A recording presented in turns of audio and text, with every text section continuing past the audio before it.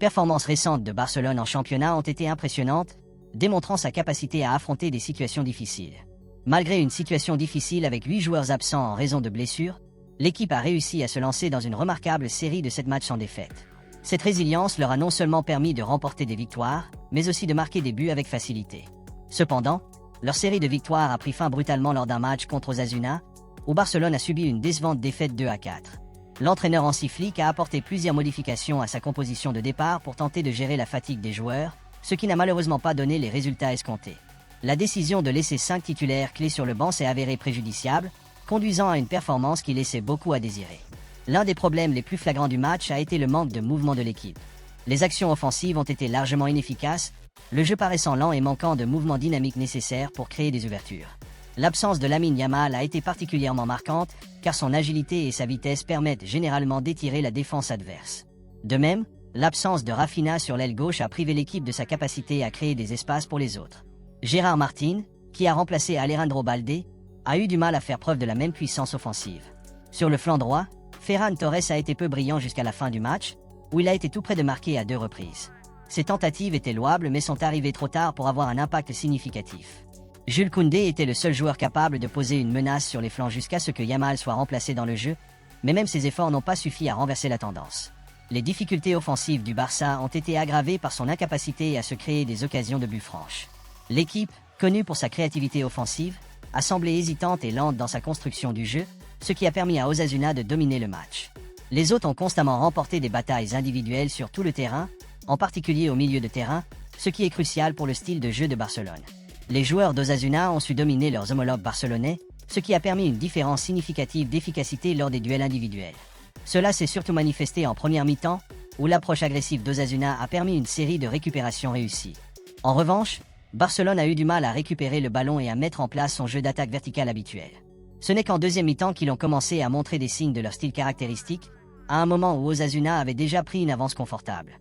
Un autre facteur critique dans la défaite de Barcelone a été son incapacité à contenir Brian Zaragoza, qui a été un joueur remarquable pour Osasuna. Prêté par le Bayern Munich, Zaragoza a fait la démonstration de son talent en mettant régulièrement en difficulté la défense barcelonaise. En seulement 30 minutes, il a eu un impact significatif, marquant 2 buts et en délivrant une passe décisive. La première contribution de Zaragoza au but est venue d'un effort individuel exceptionnel contre Koundé, où il a réussi à échapper aux défenseurs et à délivrer un centre précis à Budimir pour qu'il le convertisse. Les défenseurs barcelonais, et notamment Pau Cubarsí, ont eu du mal à exercer une pression suffisante sur Zaragoza, ce qui lui a permis d'influencer fortement le jeu. Sa capacité à exploiter les failles défensives de la défense barcelonaise s'est avérée être un facteur décisif dans l'issue du match. Pedri a eu l'opportunité de devenir capitaine de Barcelone, mais malheureusement, cela n'a pas abouti à un résultat positif. Après le match, Pedri a reconnu que l'équipe n'avait pas bien commencé et qu'au moment où elle a trouvé ses marques en deuxième mi-temps, il était trop tard. Malgré un jeu plus intense après la pause et davantage d'occasions créées, les contre-attaques d'Osasuna se sont avérées trop difficiles à gérer pour Barcelone. Nous n'avons pas été bons en première mi-temps, nous n'avons pas bien commencé le match et le deuxième but nous a pénalisés. En deuxième mi-temps, nous sommes allés plus loin, nous méritions mieux, mais ils nous ont fait mal en contre-attaque, a déclaré le capitaine cité par Mundo Deportivo. Pedri a clairement indiqué que les blessures et les rotations d'effectifs n'étaient pas à l'origine de la défaite. Il a admis que les rotations font partie intégrante du jeu, surtout avec un calendrier chargé, et que l'équipe aurait dû être mentalement préparée à ce défi. C'est normal d'avoir des rotations, il y a beaucoup de matchs et il faut les faire pour être en forme. Les rotations ne sont pas une excuse, il fallait sortir préparé mentalement, a-t-il expliqué. Pedri a cependant exprimé sa frustration face à certaines décisions de l'arbitre pendant le match. L'arbitre madrilène, Guillermo Cuadra Fernandez, qui fait partie du comité des Baléares, a pris des décisions avec lesquelles Pedri n'était pas d'accord. Il a souligné une faute évidente sur Pau Victor et un pénalty sur Lamine Yamal qui n'ont pas été accordés. Pedri a comparé la situation à un match précédent contre le Rayo Vallecano, où Barcelone avait vu un but refusé pour une infraction mineure. Malgré ses frustrations, Pedri a refusé de les utiliser comme excuse pour la défaite, affirmant que l'équipe devait s'améliorer quoi qu'il en soit. Le 2-0 à la mi-temps nous a pénalisés. C'était une faute très claire, sur Pau Victor, et il y a aussi un pénalty très clair sur Lamine Yamal. C'est clair qu'ils ont marché sur lui. On nous a retiré un but contre le Rayo pour une faute mineure. Je ne comprends pas pourquoi il n'est pas sifflé ici, mais s'il l'a vu ainsi, ce n'est pas une excuse non plus, a-t-il souligné. Dans un développement surprenant, les récents rapports de l'Archivo VAR indiquent que les arbitres ont convenu à l'unanimité lors de leur réunion que le deuxième but d'Osasuna contre Barcelone aurait dû être annulé en raison d'une faute survenue avant que le but ne soit marqué. De plus, le média mentionne que le comité des arbitres prévoit d'avoir des discussions avec l'officiel du VAR Pizarro Gomez concernant cette décision. L'incident s'est produit à la 28e minute du match lorsque Brian Zaragoza a réussi à porter le score à 2-0 pour Osasuna.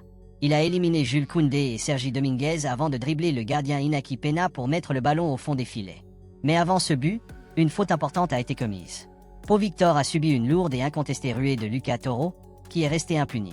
Malgré cette infraction évidente, ni l'arbitre de terrain, Guillermo Cuadra Fernandez, ni l'arbitre VAR Gomez n'ont choisi d'agir, laissant de nombreuses personnes perplexes.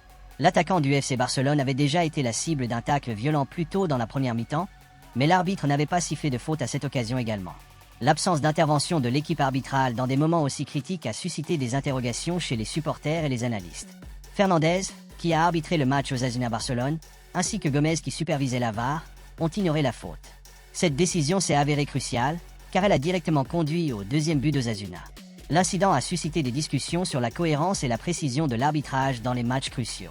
La commission des arbitres examinera probablement cette question plus en détail, en particulier compte tenu de l'impact significatif que de telles décisions peuvent avoir sur la performance d'une équipe et sur le résultat global du match. Alors que Barcelone revient sur ce moment controversé, il souligne l'importance de garantir le fair play et le respect des règles du football. Les supporters et les joueurs suivront de près la manière dont les autorités arbitrales géreront cette situation à l'avenir. Il faut accepter ces défaites. Nous n'avons pas très bien joué, a déclaré l'entraîneur, cité par Mundo Deportivo. Le match contre Osasuna à El Sadar a été un tournant. Flick a admis que son équipe n'avait pas bien joué et a justifié les 5 changements apportés à la composition de départ, qui comptaient sur le banc des joueurs clés comme Lamine Yamal et Rafinha.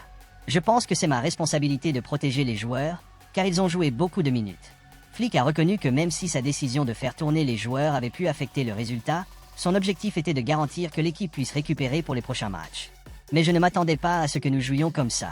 J'ai dit à l'équipe qu'il fallait aller de l'avant. Nous jouerons mardi, dimanche, et nous sommes sur la bonne voie, a-t-il ajouté.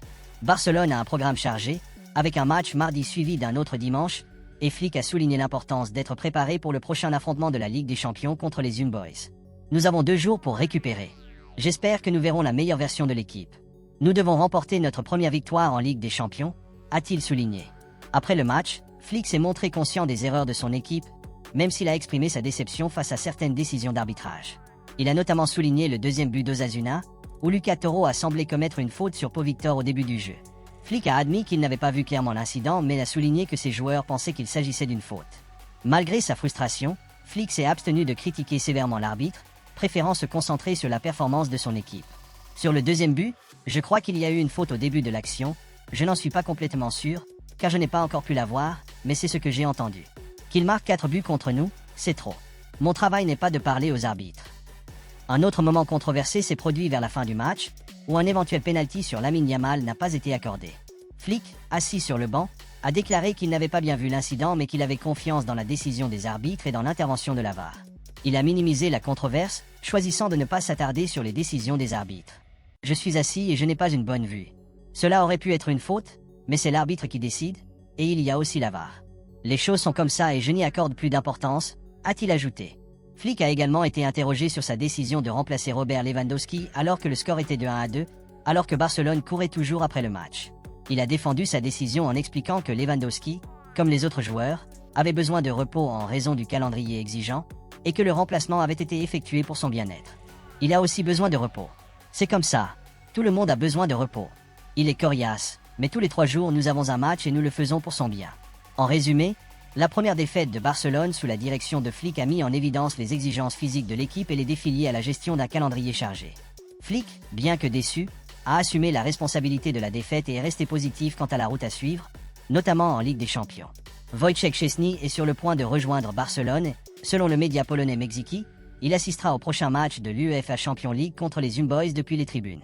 Selon le quotidien, Szczęsny devrait arriver à Barcelone tôt lundi matin. Après son arrivée, il subira une série de tests médicaux pour s'assurer qu'il est apte à jouer. Une fois les tests terminés, il signera un contrat qui le maintiendra avec le club jusqu'à la fin de la saison en cours. Le rapport indique que ce transfert devrait se faire discrètement, sans grande fanfare. Aucune conférence de presse ne sera organisée pour annoncer la signature. Szczęsny passera plutôt ses examens médicaux dans un établissement local avant de signer son nouveau contrat. Après sa signature, il aura l'occasion de rencontrer le président du club, Joan Laporta, avant de se mettre directement au travail avec l'équipe. De plus, il faut noter que le prochain match du FC Barcelone est prévu pour mardi, où ils disputeront le deuxième tour de la Ligue des Champions contre les Young Boys au stade Montjuic. Il est prévu que Chesney soit présent pour observer ce match crucial depuis les tribunes, lui permettant de se faire une idée de l'équipe et de sa dynamique. Avant la trêve internationale, Barcelone jouera également un match contre Alaves le 6 octobre. Ensuite, l'équipe devra faire face à un calendrier difficile avec 3 matchs importants prévus à la fin du mois. Ils affronteront Séville le 20 octobre, le Bayern Munich le 23 octobre et le Real Madrid le 26 octobre. L'intégration de Chesney dans l'effectif sera suivie de près, car il sera essentiel qu'il s'adapte rapidement pour être disponible pour ces matchs à enjeu élevé. Laisse un like et abonne-toi pour plus d'actualités Barça. Merci à ceux qui s'abonnent et qui likent quotidiennement. Merci pour la force.